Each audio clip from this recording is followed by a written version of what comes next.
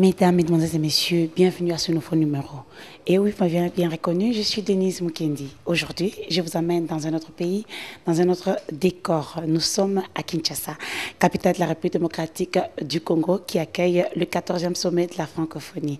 Aujourd'hui, avec un autre invité, son Excellence, Monsieur Lambert Mende.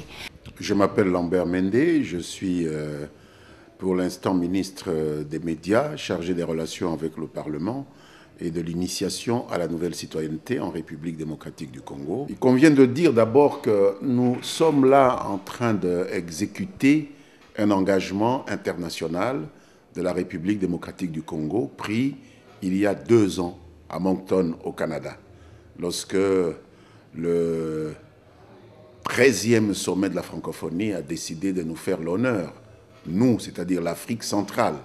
Et au sein de l'Afrique centrale, le plus grand pays de cette Afrique centrale, la République démocratique du Congo, pour recevoir le 14e sommet. C'était un défi, c'était une gageure, mais il était important pour les dirigeants de ce pays de démontrer que notre peuple est de retour dans le concert des peuples libres du monde, que notre nation est une nation tout à fait fréquentable. On a des problèmes, comme tout le monde en a, parce qu'on insiste beaucoup sur nos problèmes, mais personne ne m'a encore indiqué un pays où il n'y a pas de problème. Donc, nous avons relevé ce défi. Le monde entier est chez nous. Nous sommes satisfaits. C'est un premier motif de satisfaction. En deuxième lieu, je pense qu'il y a toujours des retombées à des rencontres comme celle-ci. Au plan diplomatique, d'abord, les ouvertures que cela nous permet, au plan même commercial, dans une ville comme Kinshasa, où on reçoit 5 à 6 000 invités qui, chacun, entre en contact avec les populations congolaises, avec le petit commerce, utilise nos infrastructures, les hôteliers, les transporteurs, etc. Il y a toujours des retombées. Et d'autres retombées, c'est que ce rendez-vous nous a mis dans l'obligation d'améliorer tant soit peu nos infrastructures, lesquelles vont rester, après les 3 jours de la manifestation, à la disposition de qui? Du peuple congolais. Donc voilà une série de raisons qui font que nous avons tenu absolument à relever le défi de cet engagement que nous avons pris, étant entendu que les engagements internationaux d'un pays sont plus contraignants même que la loi intérieure. Je pense qu'il y a un déficit de connaissances dans certains milieux de la diaspora, pas tous heureusement, sur ce qui se passe ici. Je pense aussi qu'il y a un excès de passion. Des gens qui avaient perdu le pouvoir du fait de Mzee Kabila continuent à en vouloir à son fils qui est maintenant président et essayent de discréditer tout ce qui se fait dans ce pays sous le leadership de Joseph Kabila. En réalité, ce pays a récupéré sa dignité, ce pays a prouvé que même sans moyens, puisqu'on nous a étouffés, on a fait tout pour que nous ne disposions pas d'une armée, la volonté du peuple elle-même suffit à empêcher la réalisation des funestes desseins de ceux qui ont voulu balkaniser notre pays. Aujourd'hui, ils sont à la peine, bien que les tentatives continuent. On sent maintenant qu'ils sont sur la défensive. Ils essayent de se défendre. Ils quittent des réunions sans pouvoir les finaliser. Ils refusent de signer des communiqués conjoints. Ce n'est pas l'attitude qui était la leur il y a encore 3, 4, 5 ans. L'arrogance dont ils faisaient montre. Aujourd'hui, il les a quittés parce que nous sommes en train de réussir à les isoler. C'est à Joseph Kabila que l'on doit cela. Aujourd'hui, nous reconstruisons une armée. Nous avons été empêchés de créer une armée avec ces malheureuses mesures qu'on nous a imposées dans nos moments de faiblesse. Lorsque, sortant de la longue guerre d'agression, nous devions compter sur nos partenaires occidentaux essentiellement pour reconstruire notre armée et qui nous ont dit qu'il fallait en guise d'armée constituer un patchwork où on prendrait des forces professionnelles, fidèles au gouvernement, les mettre avec des renégats qui avaient combattu justement l'intégrité du pays. Et on a eu ce mélange détonnant dont les effets se font sentir aujourd'hui. Nous avons pris la conscience du danger que représente cette formule et nous avons décidé de reconstituer une véritable armée. Il n'est jamais trop tard pour bien faire. Nous avons lancé une campagne de recrutement qui marche. Beaucoup de jeunes Congolais ont décidé de payer l'impôt du sang, comme nous disons, en entrant dans les forces armées. Ils sont en train de subir maintenant leur formation dans différents centres répartis à travers le pays. Entre-temps, des efforts diplomatiques nous permettent de compenser ces faiblesses militaires qui sont réelles. Et donc, nous voulons en même temps sauver la paix au prix le moindre possible en termes de vies humaines, mais en même temps nous préparer, parce que celui qui veut la paix prépare la guerre. Et donc, M. Lambert Mende, vous qui êtes ministre de la Communication, vous êtes en train aussi de promouvoir la révolution de la modernité. Est-ce que vous ne pensez pas que la diaspora est un peu mise de côté dans ce projet? Je ne crois pas. Je crois que les portes sont ouvertes pour tous nos frères et toutes nos sœurs de la diaspora. Et je dois reconnaître avec plaisir que beaucoup viennent. Je suis le témoin d'un certain nombre d'ouvrages, d'investissements qui sont le fait de personnes de la diaspora. Moi-même, je suis issu de la diaspora. J'étais en exil en Belgique pendant 10 ans avant de décider de revenir au pays. Et Dieu m'est témoin que j'ai pu lancer quelques initiatives qui donnent de l'emploi en dehors de mon travail au gouvernement. Je suis un grand fermier dans ma circonscription d'origine. Je suis un grand fermier dans l'Interland de Kinshasa où j'ai 2 fermes qui donnent de l'emploi. Je pense que j'ai pu avoir cette idée en visitant des fermes lorsque j'étais dans la diaspora et je pense avoir été aidé en cela par des contacts que je me suis faits pendant que j'étais dans la diaspora. Donc des choses sont en train de se faire. Malheureusement, le nombre de nos compatriotes qui ont ce regard tourné vers le développement, ce regard tourné vers les efforts qu'ils peuvent faire, n'est pas encore aussi important que nous l'aurions souhaité et que le peuple a besoin qu'il soit. Il y a encore un nombre trop élevé de personnes qui croient qu'ils n'ont rien à apporter, alors qu'ils ont beaucoup de choses à apporter, ne fût-ce que la matière grise, ne fût-ce que les conseils que l'on peut donner, parce que lorsqu'on s'est promené aussi loin, on a toujours des idées, on a toujours des éléments de comparaison. Et puis, il y a la frange revancharde, des gens dont les parents ont perdu le pouvoir, parce qu'il fallait qu'ils perdent le pouvoir pour que le Congo vive, et qui n'ont jamais renoncé à prendre leur revanche, et qui constituent des groupes à Pareco, etc., pour organiser la revanche. Mais il n'y a aucun peuple, aucun pays qui se développe sur des projets de revanche. Il faut qu'ils changent leur fusil d'épaule.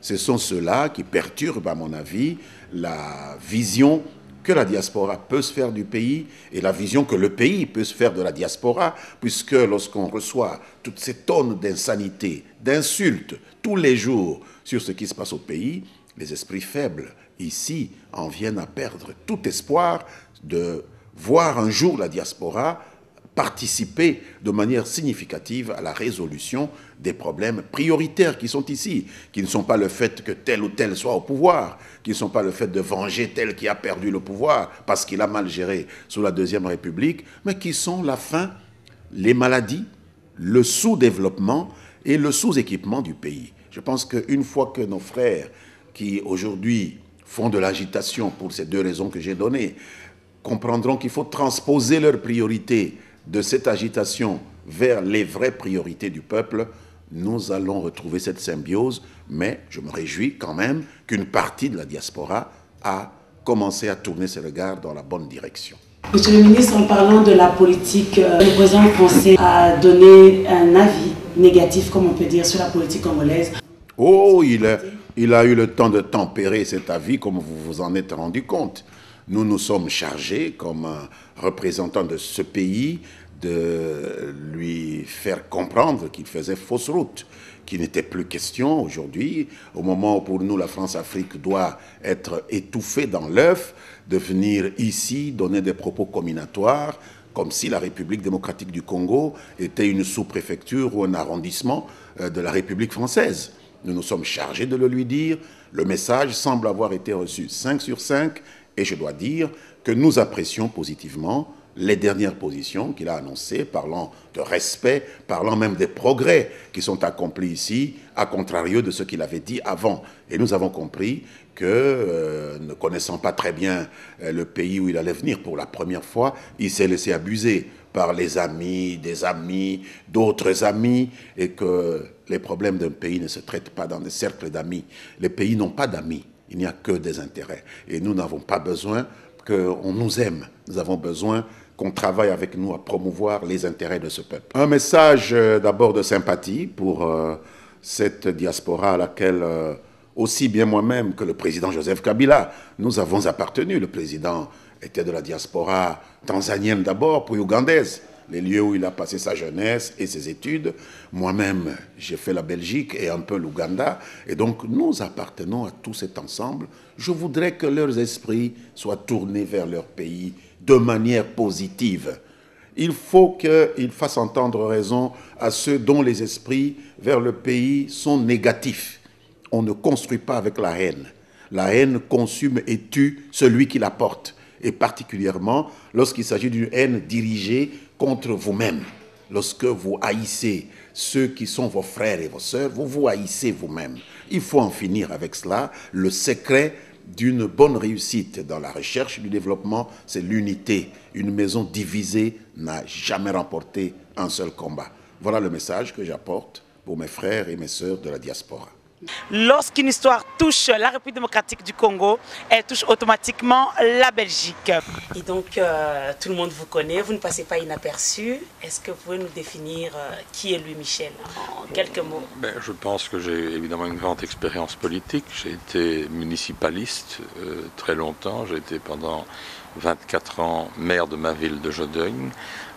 J'ai été parlementaire belge, j'ai été ministre et vice-premier ministre, j'ai été commissaire européen au développement et aussi à la recherche scientifique. Et maintenant, je suis député européen et je préside ou je co-préside le Parlement paritaire Afrique, Caraïbes, Pacifique, Union européenne. Mais je pense que ce qu'il faut d'abord pour pacifier l'Est du pays, c'est que les pays qui semblent concernés le plus, c'est-à-dire la RDC et le Rwanda, que ces pays en reviennent à l'accord qu'ils avaient conclu et respectent cet accord. Et je pense que aussi bien le Rwanda que la RDC, ces deux pays ont intérêt évidemment à pacifier l'Est, parce qu'ils sont directement concernés par ce qui se passe à l'Est et par les conséquences de l'Est.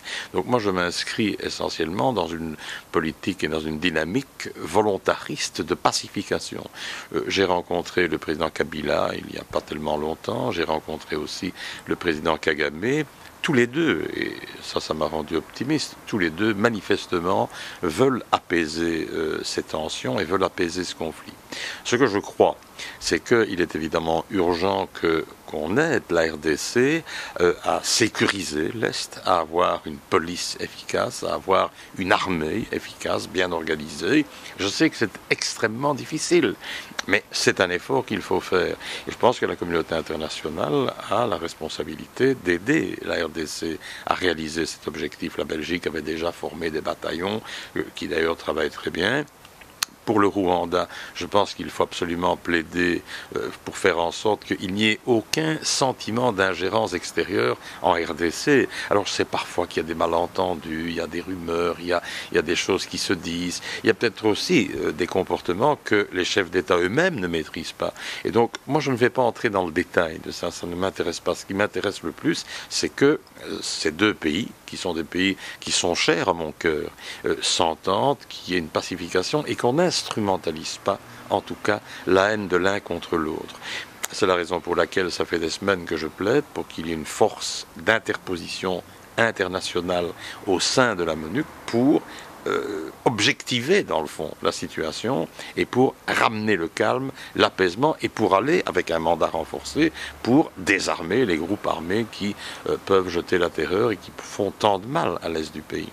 Vous venez de parler de la réforme de l'armée et donc la Belgique. Parce que ça fait longtemps que vous parliez de ça. Est-ce que ça n'a pas changé ou c'est en voie de changement? Non, la Belgique s'est déjà fort engagée et a déjà fait pas mal de choses. Elle a formé notamment un bataillon qui est d'ailleurs assez efficace et qui travaille très bien. Je pense que les Nations Unies ont d'ailleurs indiqué que, par exemple, la manière de travailler de ce bataillon était nettement meilleure, de qualité, que d'autres bataillons au sein de l'armée congolaise. Je pense que le problème de la sécurité est vraiment un défi majeur pour les autorités congolaises. Et nous devons les aider. Ils ne peuvent pas le faire seuls. C'est un pays compliqué, le Congo, c'est grand. Et donc il faut des moyens, il faut des équipements, il faut de la formation. Mais tout ça, je pense que la Belgique est prête évidemment à contribuer. Elle l'a déjà fait. Et il y a d'autres pays européens qui sont prêts à aider. Et donc, Monsieur Louis Michel, parlons de la francophonie. Donc, le 14e sommet de la francophonie sera organisé à Kinshasa. Vous êtes du parti qui était aussi pour que la RDC en soit pays hôte. Et donc, à la fin, quelle vision voyez-vous? Quel est le point positif de ce sommet? Mais enfin, vous imaginez bien que pour un pays comme la RDC, c'est pas un petit pays, la RDC. C'est un pays qui a le droit de porter une ambition gigantesque en Afrique. C'est sans doute l'un des pays potentiellement le plus riche du monde, la RDC. Donc il y a un potentiel exceptionnel. Pas seulement les ressources naturelles. Les ressources naturelles, c'est évidemment important, parce que ça fait de la richesse marchandisable, comme on dit aujourd'hui. Donc ça peut être une source de redéploiement absolument extraordinaire, mais aussi des ressources humaines. Je rencontre plein de Congolaises et de Congolais talentueux, formés dans les meilleures universités et qui peuvent porter le redéploiement au Congo. Et donc, comment est-ce que je vois la francophonie? Comme une formidable vitrine qui peut donner un élan économique, un élan politique, un élan humain au bénéfice des populations congolaises. À un moment donné, j'avais entendu qu'il était question peut-être de ne pas le faire là-bas. Moi, je plaide pour qu'on le fasse évidemment là-bas. J'ai été très heureux à une certaine époque de défendre ça, que le sommet de la francophonie devait se tenir à Kinshasa. Donc moi, je suis persuadé que ce sommet peut être une réussite et peut être très très très valorisable pour la RDC. Donc c'est une aubaine. C'est un événement aubaine, c'est une opportunité extraordinaire. Bon, il y a eu pas mal de problèmes pendant les élections, je n'ai pas envie de revenir là-dessus, mais ça n'a quand même pas aidé à l'image de la RDC. Et je ne cherche pas de responsabilité particulière.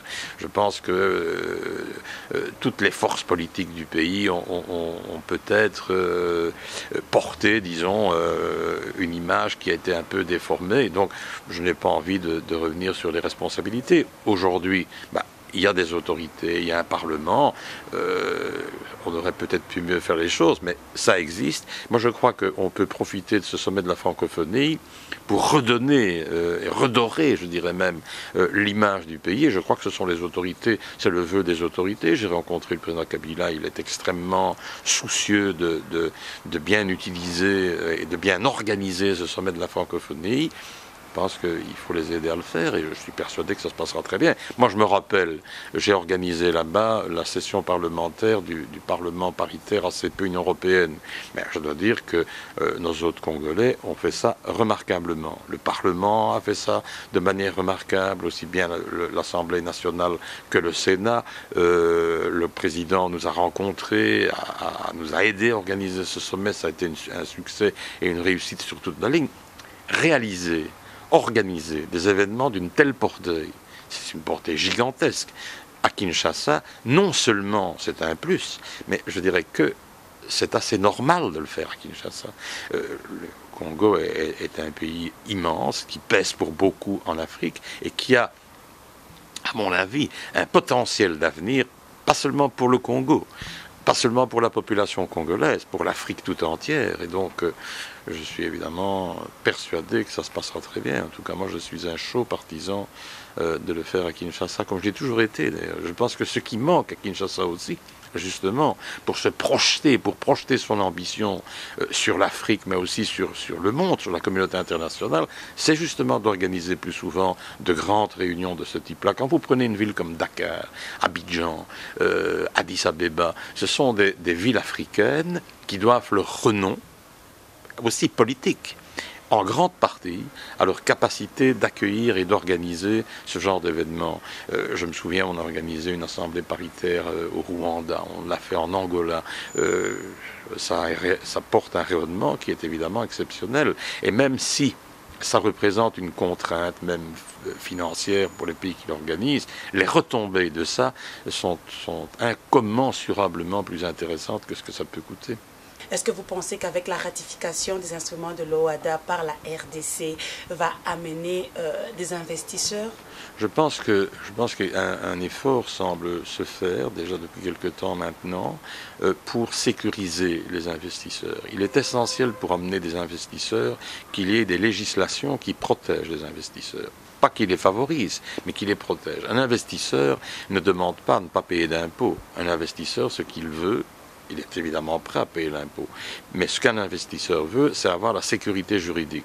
Il veut être traité de manière prévisible. Et je pense que, j'en ai parlé avec le président Kabila, c'est une des priorités de ce gouvernement. J'en ai aussi parlé avec le Premier ministre, j'en ai parlé avec les Affaires étrangères. Tous ces ministres, mais aussi le président de l'Assemblée, tous ces ministres et toutes ces personnalités politiques sont très conscientes que créer un environnement juridique et législatif qui soit favorable, non pas favorable pour privilégier, mais qui sécurise les investisseurs, c'est évidemment la voie incontournable et c'est le meilleur levier pour amener des investisseurs. Enfin, écoutez, ce pays regorge de matières premières qui sont vitales pour l'économie mondiale. Ces matières premières peuvent être vendues à bon prix. On peut aussi développer l'idée que le Congo a le droit à exiger de ceux qui exploitent leurs ressources de transformer en partie ces ressources sur le terrain. Il y a des entreprises qui aujourd'hui sont occupées au Congo et qui font travailler des milliers de travailleurs congolais. Ça, c'est quand même important aussi. Et donc, je pense qu'il y a une prise de conscience, tous les partis confondus, que ce soit opposition, majorité, et en tout cas, le président, manifestement, était très sensible à ça, pour créer les conditions d'un climat favorable à l'investissement. Ça me paraît évidemment important. Ce qui est la pire des choses pour une entreprise qui investit quelque part, c'est d'être dans l'insécurité juridique. C'est de ne pas savoir comment elle va être traitée. Et donc, je pense que c'est important de clairement établir un cadre juridique et législatif qui dise aux entreprises, vous exploitez nos matières premières, vous allez payer de l'impôt là-dessus. Il faut que ce soit le bon prix, le juste prix, et pas au rabais. Mais en même temps, nous avons des exigences. Comment est-ce qu'on débat avec vous de la meilleure manière d'exploiter sur le terrain une partie de nos ressources naturelles pour créer de l'emploi, pour créer des entreprises et pour insérer notre économie dans le commerce mondial? Alors il faut des infrastructures. Je crois qu'il y a des efforts qui sont faits au niveau des infrastructures. Il faut ce que l'on appelle du capacity building. Il faut qu'on utilise aussi les têtes pensantes et les intelligences, les brains congolais, qui sont nombreux et qui aujourd'hui, pour une bonne part, travaillent à l'extérieur. Il faut réattirer ces gens dans les entreprises qui exploitent une partie des ressources naturelles. Il faut aussi légiférer pour que ces ressources naturelles soient exploitées de manière légale et de manière transparente.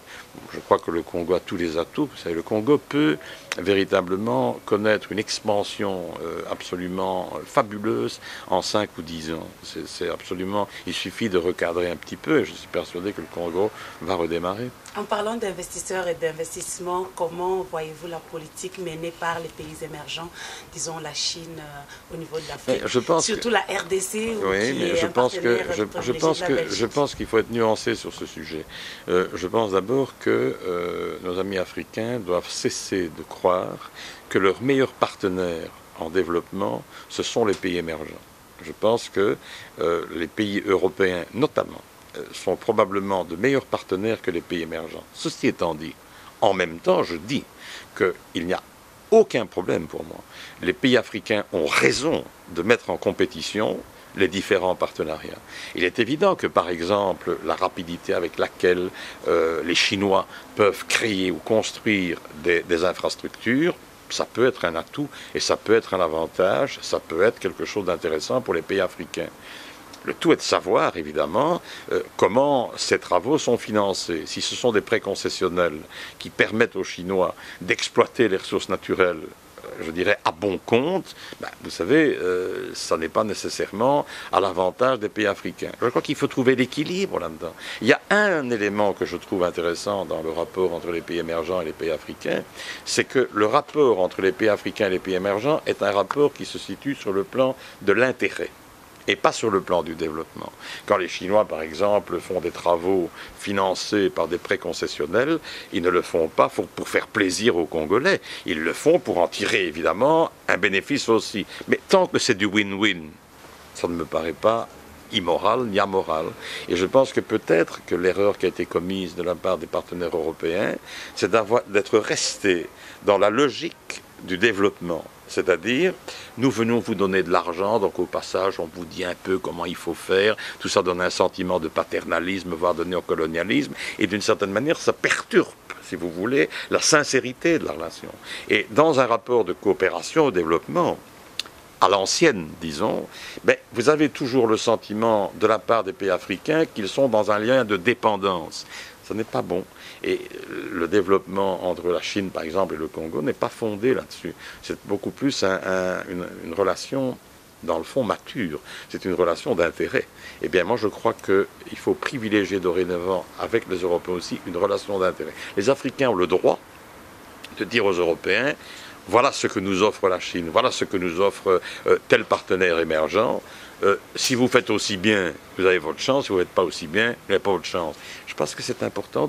On est dans un autre monde aujourd'hui. La période post-coloniale, la mauvaise conscience européenne, tout ça, c'est dépassé, tout ça. Je pense que les Européens investissent beaucoup, beaucoup d'argent dans le développement en Afrique, sont les plus généreux du monde. Hein, mais parfois, leurs méthodes de développement ne sont plus adéquates. Moi, je suis favorable à une relation totalement mature, totalement pragmatique. Quand on a une relation avec l'Afrique, on doit voir, nous, Européens aussi, quel est l'intérêt pour l'Europe. Et donc, on doit chercher un équilibre entre l'intérêt pour l'Afrique et l'intérêt pour l'Europe. Mais il n'y a pas de raison pour lesquelles les Européens cesseraient d'investir en Afrique et cesseraient d'essayer de faire des affaires avec les Africains. Monsieur Louis Michel, parlons des élections communales qui arrivent, qui se pointent à l'horizon le 14 octobre 2012, si je ne me trompe pas. Et donc, le MR est porteur du projet sur l'intégration des étrangers au niveau même des services communaux. Est-ce que vous pouvez nous en dire plus en 2-3 mots? Bon, pour nous, c'est très facile. Vous savez, pour moi, l'intégration, et pour le MR, l'intégration passe par la volonté du MR de faire en sorte que les migrants qui sont ici puissent tout simplement devenir des citoyens à part entière et pas des sujets. Donc je suis contre le communautarisme, contre le ghetto communautariste. Ça, c'est la politique des socialistes. La politique du MR, c'est de dire, quand des migrants viennent ici, qu'ils veulent devenir des citoyens à part entière, ben, ils doivent évidemment respecter nos lois, notre constitution, notre modèle laïque, la séparation entre l'Église et le pouvoir. Ils doivent être des universalistes, ils doivent être en fait des démocrates, des humanistes. Et à partir du moment où c'est ça, ben, ils sont des citoyens à part entière. Moi, je pense que l'une des erreurs, et je ne croyais pas que je sois accusateur en disant ça, une des erreurs notamment des socialistes, mais aussi du CDH, c'est d'essayer de prendre en vrac, d'attirer en vrac, comme ça, toute une communauté, qu'elle soit congolaise, qu'elle soit maghrébine ou autre. Et le communautarisme, pour moi, c'est une forme dévoyée du nationalisme. Et pour moi, le communautarisme, les victimes que le communautarisme fait, ce sont les migrants. C'est pas nous. Les victimes de politiques communautaristes, qui sont des politiques de ghetto quand même, eh bien, ce sont les gens d'origine étrangère. C'est pas les Belges. Et donc, je ne comprends pas bien. Si, je comprends, ce sont des techniques électoralistes pour essayer de capter ces voix-là. Mais je pense que ça n'est pas bien. Et en tout cas, ça ne correspond pas du tout. Pas du tout, ni à la philosophie, ni à la morale, ni à l'éthique du MR. Pour le MR, ce qui est fondamental, c'est que l'on puisse construire des citoyens, aider des citoyens à s'épanouir en tant que citoyens, avec des droits, avec des devoirs, avec une capacité de se développer, de s'épanouir, avec un accès à l'étude, avec un accès à la santé, accès à la justice, accès à l'administration, accès à la culture. Ça me paraît important. Moi, vous savez, je pense qu'un Congolais qui est ici, il a tout à fait le droit de développer, de déployer, de défendre sa culture. Sa culture, ça n'est pas tout à fait la même chose qu'un modèle politique. Un modèle politique, ça, c'est tous les citoyens qui en décident. Et notre modèle politique, c'est la séparation des pouvoirs. Notre modèle politique, c'est le respect strict des droits de l'homme et des droits humains. C'est la démocratie parlementaire. C'est ça notre modèle politique. Et donc, toute expression culturelle qui serait en contradiction avec le modèle politique, je ne l'accepte pas. Et c'est là où le problème se pose au niveau communautariste. Je donne un exemple. Les populations congolaises sont moins concernées par ça. Mais je donne un exemple. Ainsi, moi, par exemple, je n'accepte pas que dans certaines communes, on pratique ce qu'on appelle des accommodements raisonnables. Ça veut dire par exemple que les filles qui sont à l'école pourraient déroger, pourraient ne pas être obligées de suivre le cours de gymnastique si ce cours de gymnastique est donné par un monsieur. Mais la mixité est un élément fondateur, et le respect homme-femme, l'égalité homme-femme, est un élément fondateur de la société laïque. Donc ceux qui contestent ça, ils se mettent en marge de la société laïque. Donc ces gens-là, pour moi, je ne peux pas accepter ça. Même chose, quand une femme va dans une clinique en urgence et qu'elle exige d'avoir un gynécologue homme, ça n'est pas tolérable. Quand des femmes demandent d'avoir des heures d'ouverture particulières pour le bassin de natation, pour être entre femmes, je ne l'accepte pas. La société laïque, la société démocratique, notre modèle, c'est l'égalité homme-femme et c'est la mixité. Donc voilà. Et oui, comme je vous le dis souvent, les bonnes choses ne durent pour moi de remercier toute l'équipe technique. Cette émission sur la RTD au Sénégal, Manguidem, je vous dis au revoir et à bientôt.